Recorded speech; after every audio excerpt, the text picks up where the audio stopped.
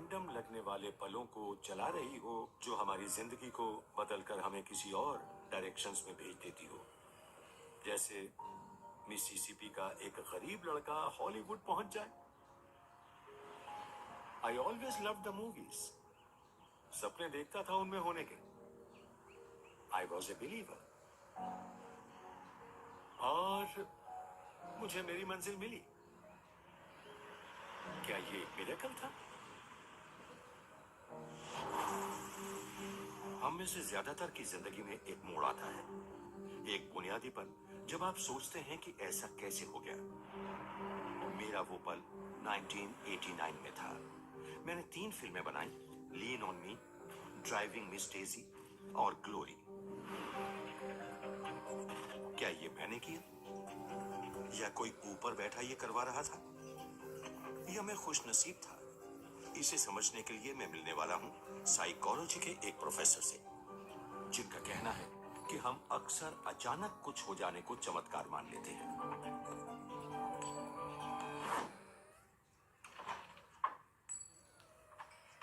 Danny Oppenheimer. Hi, nice to see you. How are you? I'm good. How are you? I'm good. Great. क्या हो रहा है? Coin flip कर रहा था।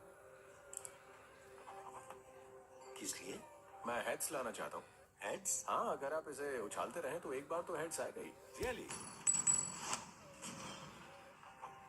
Tails ही आते जा रहे हैं। अगर मैं कॉइन को 2 बार उछालता हूँ और दोनों बार हेड्स आता है तो क्या ये मिरेकल होगा? No, लेकिन अगर 50 बार उछालने से 60 बार आ जाए तो मिरेकल होगा। हाँ, आप इसे मिरेकल कह सकते हैं। बताइए, एक चीज को कितनी बार होना चाहिए कि आप इसे मिरेकल कह सकें? 10 लाख में 1 या 1 अरब में 1? मैं चुनूंगा अरब। ऑलराइट, 1 अरब में 1। चलिए कुछ ट्राई करते हैं। Alright, jack of diamonds, 6 of spades, king of spades, 2 of hearts, 7 of diamonds and ace of spades. तो क्या इस सीक्वेंस को आप मिरेकल कहेंगे? नहीं, I mean, ये तो आपने यूं ही गड्डी से रैंडम निकाल कर लगाई। वेल, आपने सही कहा, लेकिन मैं कहूँ कि जैक के बाद 6 ऑफ स्पेड्स और बाकी सारे कार्ड्स आना ये बहुत ही रेयर होता है, और ये आता है 14 अरब में से बस 1 बार। तो 1 इन अ बिलियन स्टैंडर्ड के हिसाब से ये तो मिरेकलस हुआ। तो आप कह रहे हैं कि ये मिरेकल हुआ है? वेल, नहीं, जैसा आपने कहा कि ये रैंडम सेट ऑफ कार्ड्स है। अगर ये होते आपके first 6 digits of security number, या फिर आपके last 6 digits of security number, या फिर आपके फोन के 6 डिजिट्स, सच कहूं तो ये कई बार मिरेकलस नहीं होता, बल्कि ये प्रोबेबिलिटी की ट्रिक्स होती हैं। ऑलराइट, तो इसमें डिवाइन जैसा क्या है? क्योंकि कई लोग सोचते हैं कि इस तरह की चीजों में ऊपर वाले का ही दखल होता है। आप यही कहना चाहते हैं ना? बिल्कुल सही। मैं डिवाइन की पॉसिबिलिटी को बिल्कुल रूल आउट नहीं कर रहा हूँ। प्रोबेबिलिटी बहुत सारी चीजें प्रिडिक्ट करती है, इसका मतलब ये बिल्कुल नहीं है कि डिवाइन इंटरवेंशन नहीं है, बट वो मिरेकुलस चीजें इतनी रेयर हैं कि आपको लगता है कि ऐसा मेरे साथ हो ही नहीं सकता, पर वो होता है और उसे होना ही होगा। ऐसा ना होना ऑड है, क्योंकि दुनिया में 6 अरब से ज्यादा लोग हैं और बहुत सारी अपॉर्चुनिटीज हैं इन अनयूजुअल चीजों के होने की, जिन्हें हम चाहते हैं कि हो जाए, चाहे एक ही सही। अगर हमारे चारों तरफ हो रही चीजों में ह्यूमन नेचर के हिसाब से बात का बतंगड़ भी बनाया जाता हो, तो भी इसका ये मतलब नहीं कि कोई डिवाइन ताकत है ही नहीं। असल में जब मैं रोम में था, तब मैंने जाना था कि बीते जमाने में मौका और ईश्वर दोनों का एक जगह मेल होता था। एंशियंट रोमन्स की चमत्कार पर एक अलग सोच थी। क्रिश्चियंस बनने से पहले रोमन्स के कई गॉड्स थे। वो मानते थे कि गॉड्स उनकी किस्मत का फैसला करते थे, और जो भी होता था उसे वही तय करते थे। आर्कियोलॉजिस्ट वेलेरी ईगन ने मुझे बताया कि खेलों के नतीजे गॉड्स करते थे। देखा, म्यूचुअल फंड रिस्की है। हाँ, लेकिन जैसे तू अपनी कैपेसिटी के हिसाब से वर्कआउट करता है, वैसे ही रिस्क प्रोफाइलर मुझे नतीजों का फैसला भी गॉड्स करते थे। तो हम यहाँ सर्कस मैक्सिमस में हैं। ये रोम का सबसे बड़ा सर्कस था, इनफैक्ट रोमन एम्पायर में, और इस जगह पर वो चैरिट रेसिंग करते थे। हम क्या सच में खड़े हैं उस ट्रैक पर? हाँ, स्टार्टिंग गेट्स वहाँ पर थे, वो यहाँ से रेस लगाते हुए दूसरे कोने तक जाते थे और फिर वहाँ से मुड़कर वापस उस कोने तक चले जाते थे और ऐसा वो 7 बार करते थे। यहाँ करीबन 2.5 लाख लोग आ सकते थे। गहमा गहमी। हाँ बिल्कुल, ये ऐसी जगह थी which was full of life and full of action। तो ये काफी कुछ आजकल हो रही हॉर्स रेसिंग जैसा होता होगा, जैसे दाव और बाजियां लगती होंगी और बेशक हाँ, काफी बेटिंग और गैम्बलिंग होती थी। जुए, खासकर डाइस गेम्स को ठीक नहीं माना जाता था। वो गॉड की इच्छा पर दाव खेलना होता था। लेकिन बड़े पैमाने पर लगती बाजियों ने किस्मत को लेकर रोम वालों के सोचने का तरीका बदल दिया और चमत्कारों में यकीन का रास्ता खोल दिया।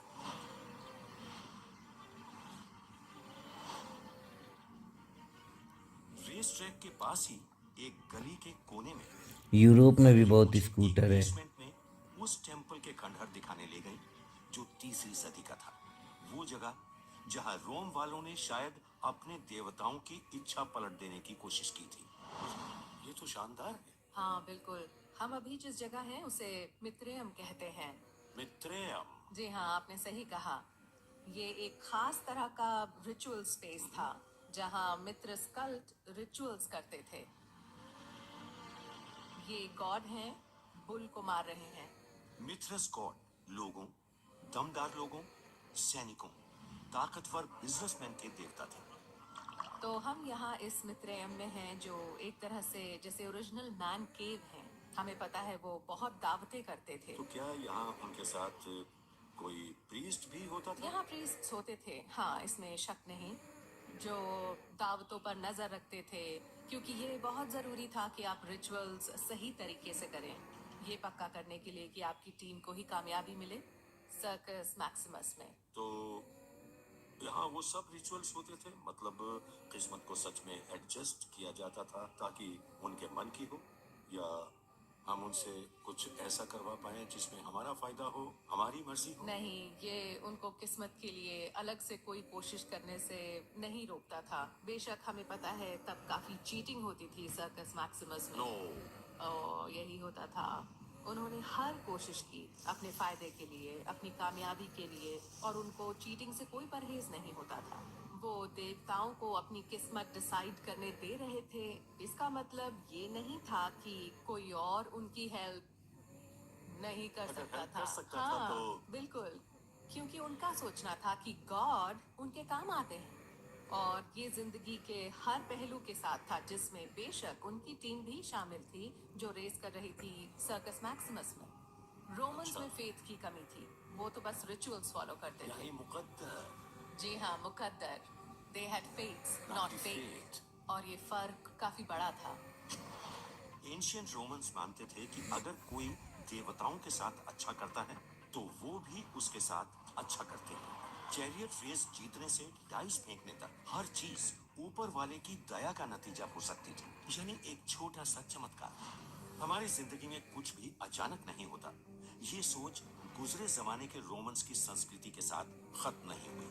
ये पूरी तरह जिंदा रही है चाइनीज फिलॉसफी और डाओइज्म रिलीजन में। डाओइज्म करीब 2000 साल पहले शुरू हुआ।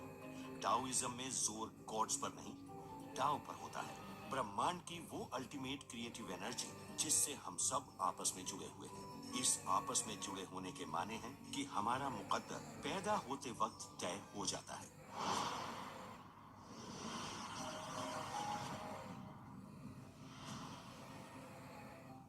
तो क्या डाओइस्ट्स मानते हैं कि चमत्कार हो सकते हैं?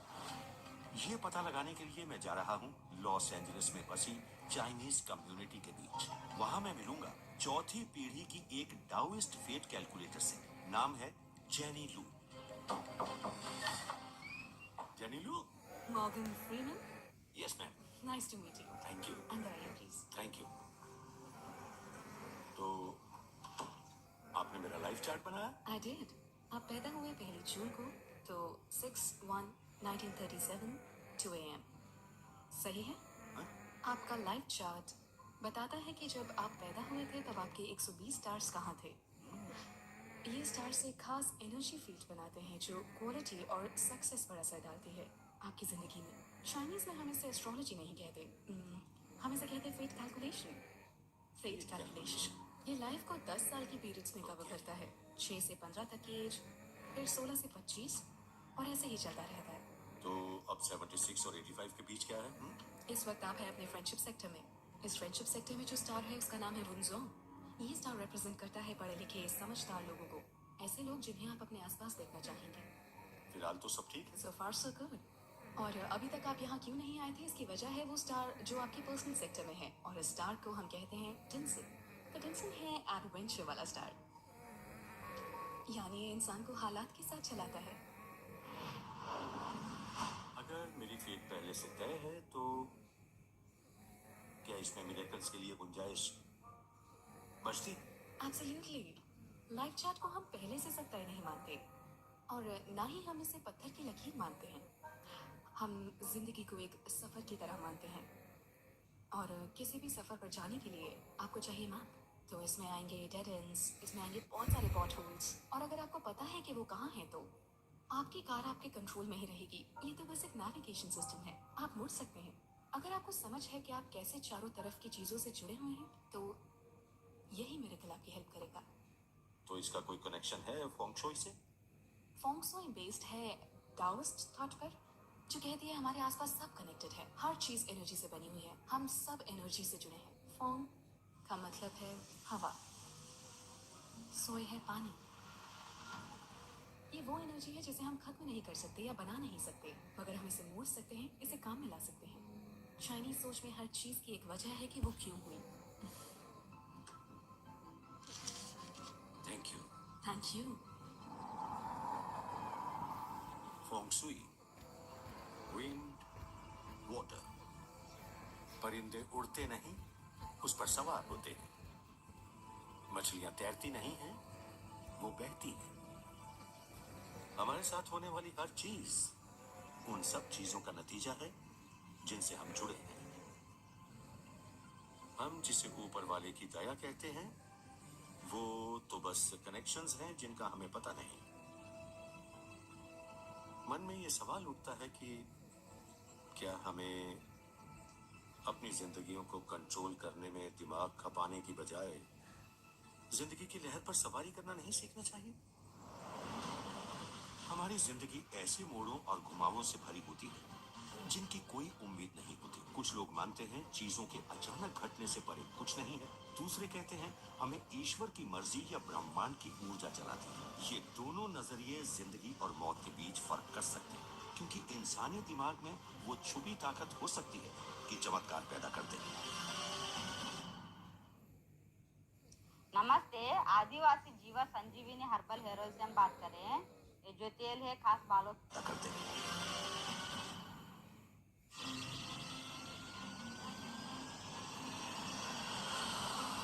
चमत्कारों की ताकत को समझने के लिए मैं कर रहा हूं दुनिया का सफर, और आया हूं कायरो, ये पता लगाने कि क्या वो ताकत हमारे अपने दिमागों से भी आ सकती है। मैं पहुंचा हूं दुनिया के सबसे पुराने हॉस्पिटल्स में से एक में। ये हॉस्पिटल मशहूर था मेडिकल साइंस और आस्था की हीलिंग पावर का मेल कराने के लिए। इस्लाम के हार्वर्ड हिस्टोरियन और फिजिशियन अहमद रगाब मुझे कलावून कॉम्प्लेक्स में लाए हैं, जो पहली बार 1285 एडी के आसपास खुला था। ये वो एंट्रेंस रही होगी जहां से पेशेंट्स नॉर्मली अंदर जाते होंगे। वाह, बाहर के मुकाबले यहाँ तो बिल्कुल अलग माहौल है। एक्चुअली इसका डिजाइन ही ऐसा है। अगर आप बाहर से इस कॉरिडोर में आए तो बाहर धूप और धूल भरी गली है, शोर शराबा है, पर यहाँ का ये कॉरिडोर कम रोशनी वाला, शांत और छायादार है। पेशेंट्स यहाँ बेहतरीन दवाओं और खुदा के करिश्माई करम से ठीक होने की उम्मीद के साथ आते हैं। आइए मैं आपको कुछ दिखाता हूँ। ओके।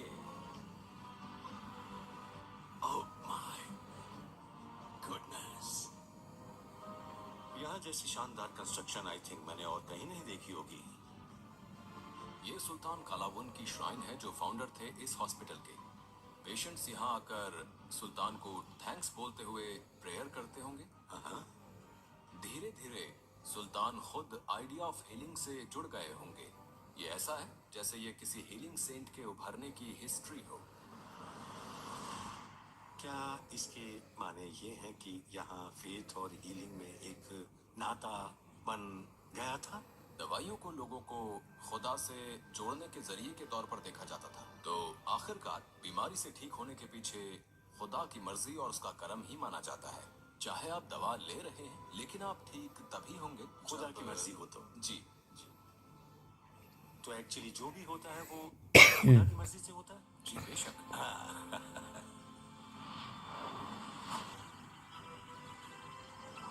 सदियों पहले मुस्लिम्स मानते थे कि खुदा में भरोसा और दवा दोनों मिलकर बीमारी ठीक करते हैं। लेकिन क्या आज ईश्वर की मर्जी में यकीन सच में हमारी बीमारी दूर करने में दवा का काम करता है?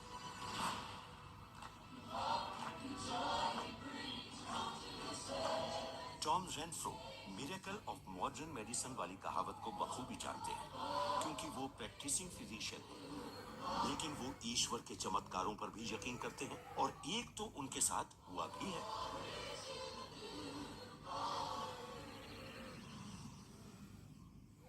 अठारह साल पहले की बात है, जब मैं यहाँ खड़ा गॉड को थैंक्स कर रहा था मुझे ठीक करने के लिए।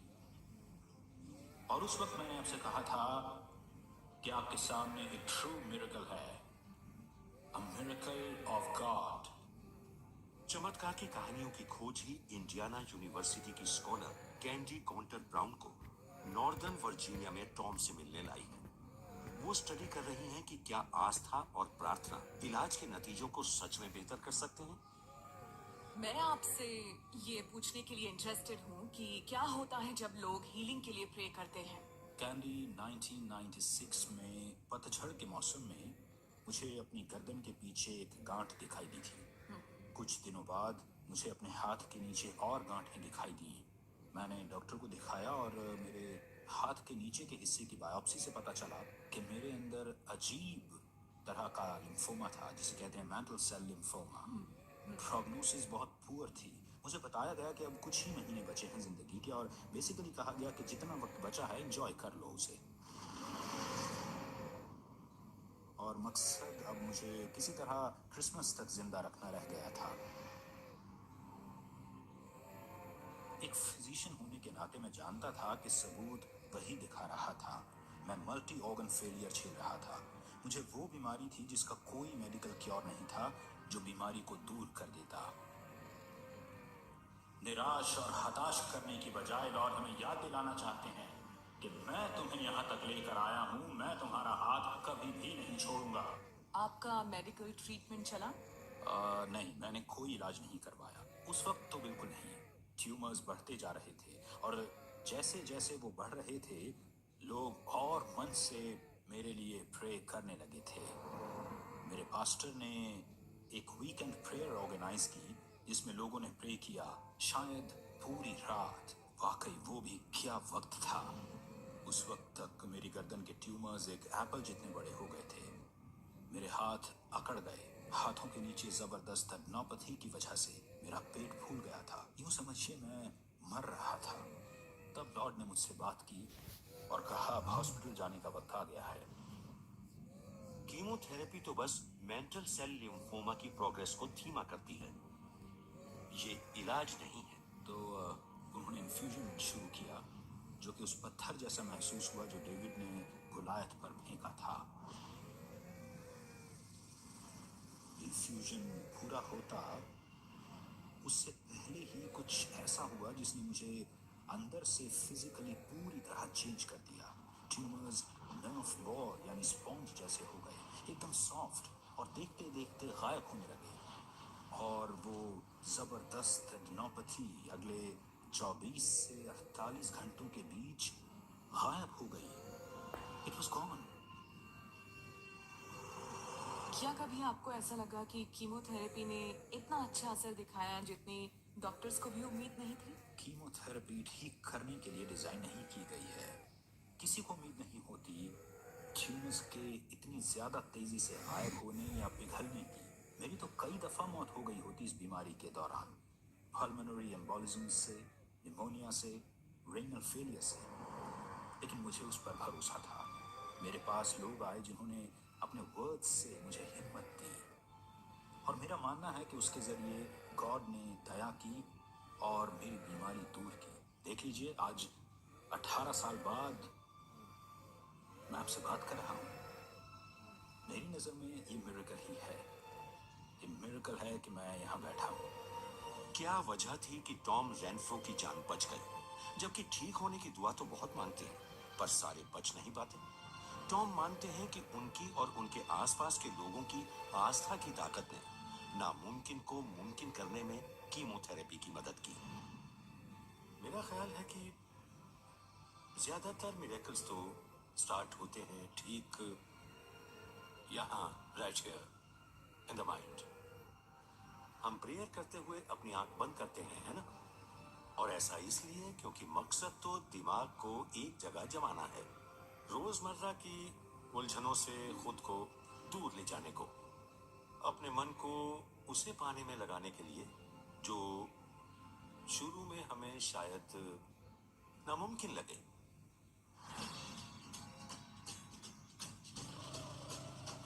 मैं आया हूं इंडिया, उस धर्म को जानने जो मानता है कि हम सबके दिमाग में चमत्कार करने की ताकत है। ये है बोध गया का महाबोधि टेम्पल। बौद्ध परंपरा के मुताबिक 2500 साल पहले सिद्धार्थ गौतम नाम के एक इंसान ने ये जाना था कि इंसानी दिमाग में जबरदस्त ताकत है जिसे इस्तेमाल ही नहीं किया गया है। ऐसा करते हुए उन्होंने एक बिल्कुल ही नए धर्म बौद्ध धर्म की बुनियाद डाली, और मान्यता के अनुसार ये उन्होंने इसी पेड़ के नीचे किया।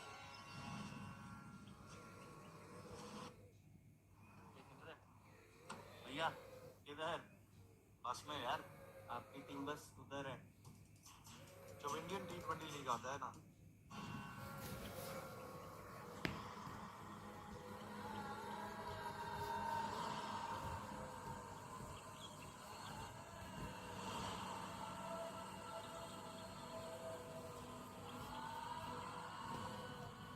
मैं समझना चाहता हूँ कि बौद्धों को क्या लगता है इस पेड़ के नीचे बैठने पर सिद्धार्थ के साथ क्या हुआ होगा।